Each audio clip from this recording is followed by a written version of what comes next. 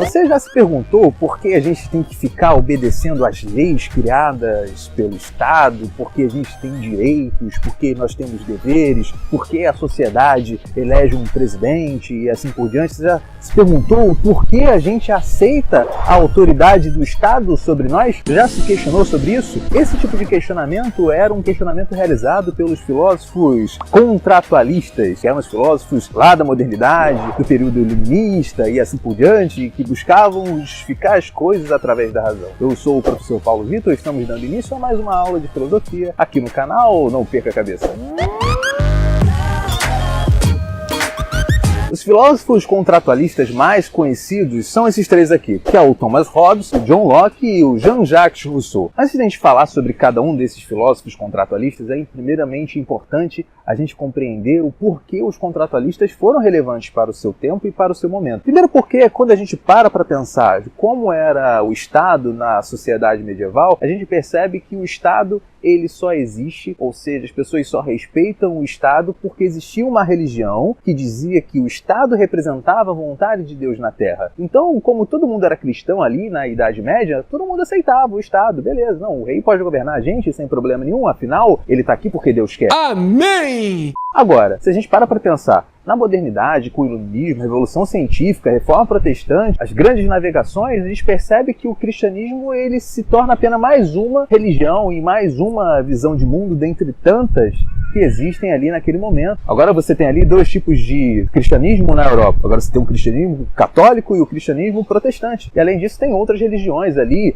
se misturando na Europa naquele momento. E a gente não pode mais legitimar o Estado com base numa religião porque você tem várias visões de mundo. Então, os contratualistas percebem que existe agora uma necessidade de justificar o Estado não mais com base numa justificativa religiosa, mas com base numa justificativa racional, uma justificativa que possa ser aceita por qualquer sujeito dotado de razão. O Thomas Hobbes, o John Locke e o Jean-Jacques Rousseau vão trabalhar com a ideia de estado de natureza. Para tentar justificar a necessidade de um Estado soberano, eles vão tentar imaginar como seria uma sociedade com nenhum tipo de autoridade, nenhum tipo de governo. Essa condição imaginária de uma sociedade sem tipo de governo nenhum, eles chamam de estado de natureza. Então anota aí, estado de natureza é uma sociedade imaginária onde não tem nenhum tipo de governo, autoridade, os homens são plenamente livres. Segundo Thomas Hobbes, um estado de natureza seria um estado completamente caótico.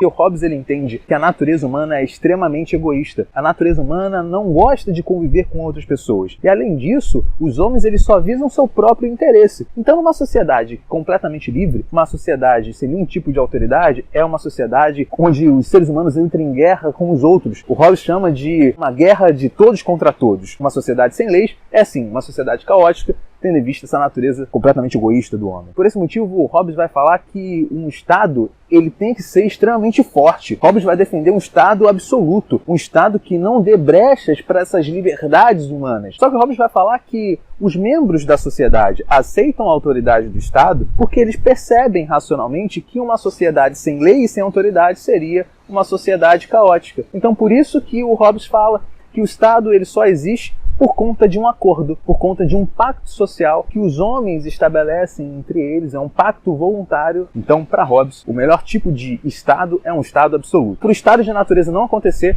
é necessário um Estado forte, um Estado absoluto soberano. O Estado, segundo Hobbes, tem que ser tão forte, tão supremo, tão absoluto, que o Hobbes vai falar que o Estado ele tem que ser temido pelos homens, dado a ameaça do Estado de natureza. Por esse motivo, o Estado, segundo Hobbes, ele tem um apelido, e esse apelido é Leviatã. Leviatã seria aquele monstro que é citado na Bíblia, lá no livro de Jó, que é um monstro que sai dos mares, que apresenta ali grande força, onde todos os homens tremem ao ouvir a chegada do Leviatã. Já o John Locke, ele olha para o estado de natureza de uma forma um pouquinho mais compreensível. O Locke, ele acredita que um estado de natureza, uma sociedade plenamente livre, não é uma sociedade tão caótica assim. Ela é caótica, mas num estado de natureza, sem nenhum tipo de lei artificial, existem leis que são naturais e direitos que são naturais. Ou seja, existem leis, regras, normas que não são criadas a partir de um contrato e a partir de um pacto. Como, por exemplo, o direito à vida. O Locke ele entende que é um direito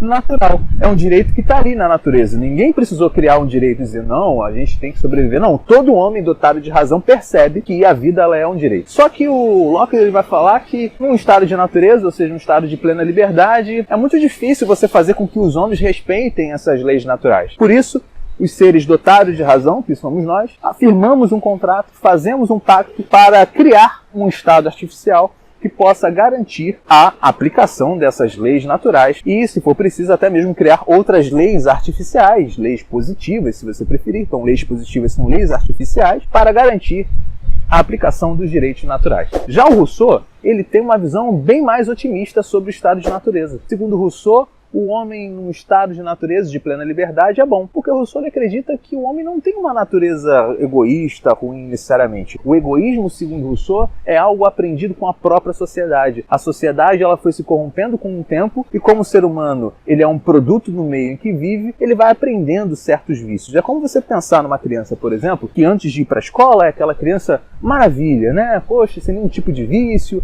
sem nenhum tipo de pirraça, e quando essa criança vai para a escola, com o tempo ela volta com certas pirraças, com certas manhas, e caramba, essa criança nunca fez isso, depois que voltou da escola, voltou pior, meu Deus, o que acontece? O Rousseau eu diria o seguinte, olha, essa criança está passando por um processo de socialização e, consequentemente, ela está corrompendo a própria natureza. Então Rousseau fala que o homem nasce bom e a sociedade o corrompe. É aquela clássica teoria do bom selvagem de Rousseau. Espero que você tenha entendido e compreendido essas 3 teorias contratualistas. Muito obrigado e até a próxima!